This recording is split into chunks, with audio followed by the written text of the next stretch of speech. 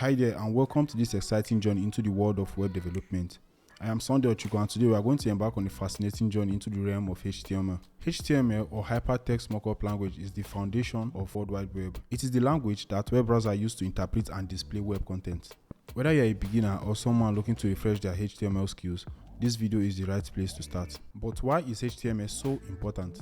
Well, think of it as the backbone of any website you visit. It is what gives structure to web pages, allowing you to read articles, watch videos, and interact with online content.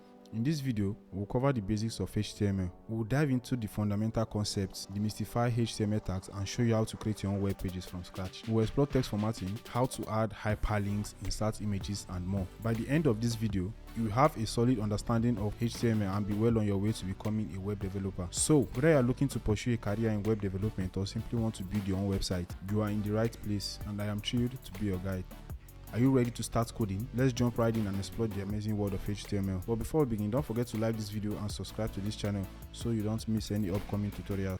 Let's get started.